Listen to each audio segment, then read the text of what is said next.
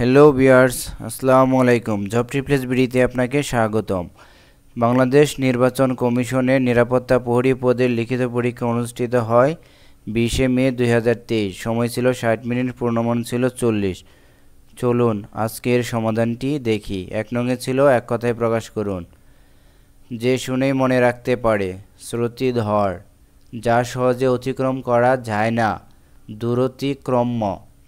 2 নঙে বিপরীত শব্দ লিখুন। উৎকর্ষ, উৎকর্ষের বিপরীত হলো অপকর্ষ। অমৃত, অমৃতর বিপরীত হলো গরল। নিদ্রিত, এর বিপরীত হলো জাগ্রত। উগ্র, এর বিপরীত হলো সৌম্য। 3 নং অর্থসহ বাক্য লিখুন।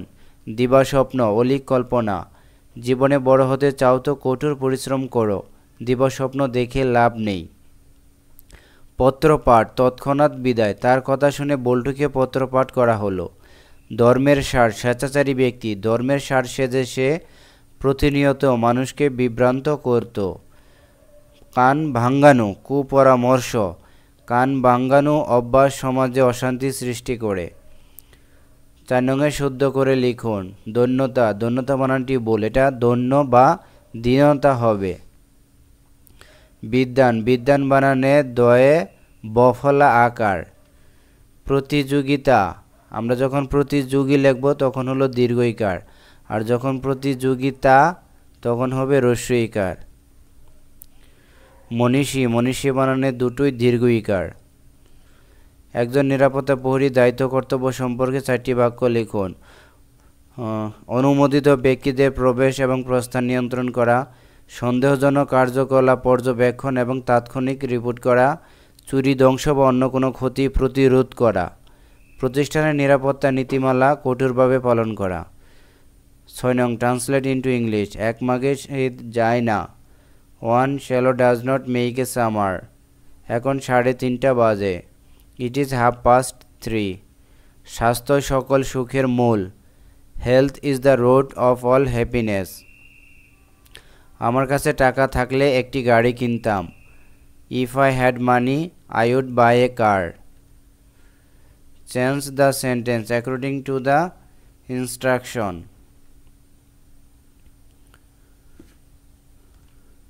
We called him a fool. এটাকে প্যাসিভ করতে বলছে, তাহলে এখন আমরা যদি হিমের সাবজেক্ট নিই তাহলে হলো হি। এটা যেহেতু প্রেজেন্ট পাস্ট ইনডিফিনিট টেন্স, তাহলে হবে he was called a fool by, where object হলো আস। আবার he said to me do you know me, এটা হলো এটার ইনডাইরেক্ট করতে বলছে, তাহলে এটা হলো he asked me if I knew him.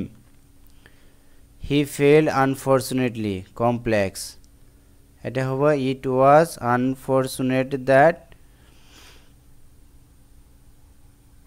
He failed.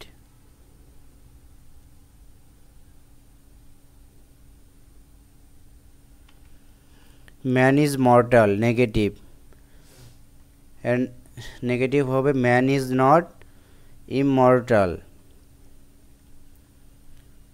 Fill in the blank with appropriate word. Preposition. Everyone should respect dash teacher. এখানে হবে his বা her. Everyone should respect his বা her teacher. Zakir has been ill dash 3 months. এখানে হবে for. Zakir 3 মাস ধরে অসুস্থ। The verb form of popularity. Popularityর verb হলো popularize. The adjective of loud. Loud নিজে adjective. নিচের প্রশ্নগুলোর উত্তর লিখুন। মোট কতটি সিটি কর্পোরেশন রয়েছে? 12টি। বাংলাদেশের প্রথম রাষ্ট্রপতি কে? শেখ মুজিবুর রহমান। মুক্তিযুদ্ধের সময় ঢাকা জেলা কোন সেক্টরের অধীনে ছিল? ঢাকা জেলা পুরোটা হলো 2 ও 3 নং সেক্টরে, আর যদি শুধু ঢাকা থাকে তাহলে 2 নং সেক্টর। বাংলাদেশ জাতিসংঘের সদস্যপদ লাভ করে কবে? 17 সেপ্টেম্বর 1974। বাংলাদেশের সর্বশেষ জনশুমারি কত সালে অনুষ্ঠিত হয়? 15 থেকে 21 জুন 2022। এটি ষষ্ঠ জনশুমারি নামে পরিচিত। বাংলাদেশের একমাত্র প্রবাল দ্বীপের নাম কি? সেন্ট মার্টিন। বাংলাদেশের জাতীয় সংসদের মোট আসন সংখ্যা কত? 350টি। এসডিজি এর পূর্ণরূপ কি? Sustainable development goals. কিয়েভ শহরটি কোন দেশে অবস্থিত? ইউক্রেন। ইউনিয়ন পরিষদের নির্বাচনে প্রার্থী হবার ন্যূনতম বয়স কত? 25 বছর। 10 নং উৎপাদকে বিশ্লেষণ করুন।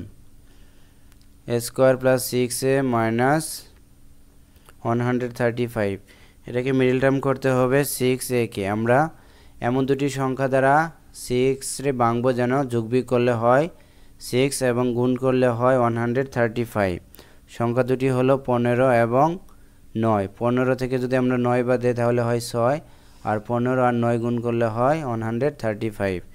এখন a square minus a square plus 15, এই দুটির ভিতরে কমন নিব a নিয়ে এটাকে ভাগ করব, আবার সেম এখানে মাইনাসের মাইনাস, এই দুটির ভিতরে কমন যায় 9 দ্বারা, এটাকে ভাগ করলে হয় a প্লাস 15। তাহলে a প্লাস 15 দুটো থেকে একটা আর থাকলো a মাইনাস 9, এটাই আনসার। খ নম্বরে দেওয়া ছিল 81x to the power 4 minus 16, এটাকে আমরা ভেঙে নিব স্কোয়ার দ্বারা। 9 এর উপরে যদি স্কোয়ার দেয় তাহলে হলো 9 গুণ করলে হয় 81, আর 4 এর উপরে স্কোয়ার 2 দিলে হয় 16। তাহলে এটা পুরোটাই a, আর এটা হলো 9x স্কোয়ার হলো a আর 4 হলো b, তাহলে a square minus b square. আমরা স্কোয়ার মাইনাসের b স্কোয়ার সূত্র হলো a plus b into a minus b। এখন আমরা এটা যেহেতু মাইনাস, এটাকে ভাঙা যায় না, এখন আমরা পরেরটা ভাঙবো। এটাকে আমরা 3x এ আর 9x স্কোয়ারে আমরা 3x দ্বারা ভাঙবো। 3x এর উপরে স্কোয়ার দিলে হলো 9x স্কোয়ার, আর 2 এর উপরে স্কোয়ার দিলে হলো 4। এটাকে হলো a, এটা হলো b। a square minus b square, a square minus b square সূত্র হলো a plus b into a minus b, এটাই আনসার। 11 নং, দুটি সংখ্যার লসাগু 90 এবং গসাগু 6, সংখ্যা দুটির ব্যবধান 12 হলে সংখ্যা দুটি কত? এখানে মনে করি একটি সংখ্যা x আর অপর সংখ্যা, তাহলে 12 সাথে x এর সাথে আরও 12 যোগ করে নিলাম। এখন যদি আমরা জানি যে দুটি সংখ্যার গুণফল সমান লসাগু গুণ গসাগু, তাহলে এখানে দুটি সংখ্যার গুণফল x আর আছে x প্লাস 12, তাহলে এটা আমরা গুণ করে নিব x ইন্টু x প্লাস 12, আর লসাগু ছিল 90 আর গসাগু ছিল 6। এখন আমরা x দ্বারা এটা ব্রেকেট উঠাবো, তাহলে x আর x গুণ করলে হয় x স্কোয়ার, x আর 12 গুণ করলে হয় 12x, 90 আর 6 গুণ করলে হয় 540। এটাকে যদি আমরা সমান চিহ্নের ডান পাশ থেকে বাম পাশে নিয়ে আসি তাহলে চিহ্নের পরিবর্তন হবে, ছিল প্লাস হয়ে গেল মাইনাস, সমান সমান আমরা 0 ধরে নিব। এখন আমরা আবার মিডিল টার্ম করব 12কে, এমন দুটি সংখ্যা নিব যেন যোগবিয়োগ করলে 12 হয় এবং গুণ করলে 540 হয়। সংখ্যাটি হলো 30 এবং 18। 30 থেকে 18 বাদ দিলে 12, আর 30 আর 18 গুণ করলে হয় 540। এখন এই দুটির ভিতরে কমন নিয়ে ভাগ করব, আবার এই দুটির ভিতরে কমন নিয়ে ভাগ করব, তাহলে পাইলাম x প্লাস 30 আর x মাইনাস x প্লাস 30, আর পাইলাম x মাইনাস 18। এখন আমরা এটাকে x প্লাস 30 সমান সমান 0 ধরবো, আবার x মাইনাস 18 সমান সমানও 0 ধরবো। এখন যদি আমরা 30 এই পাশে নিয়ে আসি তাহলে ছিল প্লাস হয়ে গেল মাইনাস, মাইনাসের মানটি গ্রহণযোগ্য নয়। আর এটা x মাইনাস 18 সমান সমান 0, এটাকে যদি আমরা মাইনাস 18 যদি সমান চিহ্নে ডানে নিয়ে আসি তাহলে পাইলাম প্লাস 18, তাহলে x এর মান পাইলাম আমরা 18। তাহলে একটি সংখ্যা 18, অপর সংখ্যাটি ধরে নিয়েছিলাম যে x প্লাস 12, তাহলে 18 সাথে 12 যোগ করলে হলো 30, এটাই উত্তর। 12 নং, কোনো সংখ্যা 2.5 বছরে বা 2.5 বছরে মুনাফা আসলে 7,800 টাকা হয়। মুনাফা আসলের 10/3 অংশ হলে আসল ও মুনাফার হার নির্ণয় করুন। এখানে আসল আছে 10 টাকা এবং মুনাফা হলো 3 টাকা, তাহলে এখান থেকে আমরা মুনাফা আসল বের করতে পারবো। 10 আর 3 যোগ করলে হলো 13 টাকা, তাহলে আমরা মুনাফা আসল পাইলাম 13 টাকা। তাহলে মুনাফা আসল 13 টাকা হলে আসল 10 টাকা, সুতরাং মুনাফা আসল 1 টাকা হলে এত টাকা, আর হলো মুনাফা আসল এখানে দেওয়া আছে 7,800 টাকা। 7,800 টাকা হলে আসল হলো এত টাকা, এটাকে কাটাকাটি করলে পাইলাম 6,000 টাকা। তাহলে আমরা একটা উত্তর পেয়ে গেলাম, আসল পাইলাম ৬,০০০ টাকা। তাহলে আমরা এখান থেকে মুনাফাটা বের করতে পারবো। মুনাফা আসল ছিল ৭,৮০০, এখন ৭,৮০০ থেকে যদি আমরা আসলটা বাদ দিয়ে দিই তাহলে আমরা মুনাফা পেয়ে গেলাম। মুনাফা পাইলাম ১৮০০ টাকা। ১৮০০ টাকা। এখন বলছে মুনাফার হার বের করতে।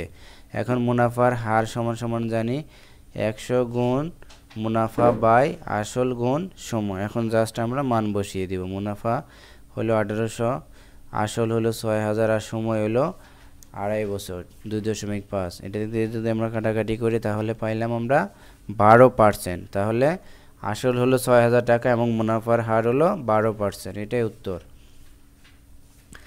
১৩ নঙে দেওয়া আছে, একজন ব্যবসায়ী পাইকারি প্রতি কেজি ৬০ টাকা দরে ৩০০ কেজি আম ক্রয় করে খুচরা প্রতি কেজি ৯০ টাকা দরে বিক্রয় করলে কত টাকা এবং কত শতাংশ লাভ হবে? ১ কেজি আমের ক্রয় মূল্য হলো ৬০ টাকা, আবার বিক্রয় মূল্য আছে প্রতি কেজি ৯০ টাকা দরে বিক্রয় করে, তাহলে বিক্রয় মূল্য হলো ৯০ টাকা। তাহলে লাভ সমান কি বিক্রয় মূল্য মাইনাস ক্রয় মূল্য। আমরা যদি ৯০ টাকা থেকে ৬০ টাকা বাদ দিই তাহলে পাইলাম ৩০ টাকা। তাহলে ১ কেজি আমে লাভ হয় ৩০ টাকা। তাহলে ৩০০ কেজি আম ক্রয় করে, তাহলে ৩০০ কেজি আমের মূল্য হলো ৯,০০০ টাকা। এখন ৬০ টাকায় লাভ হয় ৩০ টাকা, ১ টাকায় লাভ হয় এত টাকা, আর হলো ১০০ টাকায় লাভ হয় এত টাকা। আমরা যদি এখন কাটাকাটি করি তাহলে পাইলাম ৫০ টাকা। তাহলে মোট লাভ ছিল ৯,০০০ টাকা আর শতকরা লাভ হলো ৫০ টাকা বা ৫০%। এই ছিল আজকে সম্পূর্ণ প্রশ্নের সমাধান। সবাই ভালো থাকবেন, সুস্থ থাকবেন, আমার চ্যানেলটি সাবস্ক্রাইব করে সাথেই থাকবেন। ধন্যবাদ।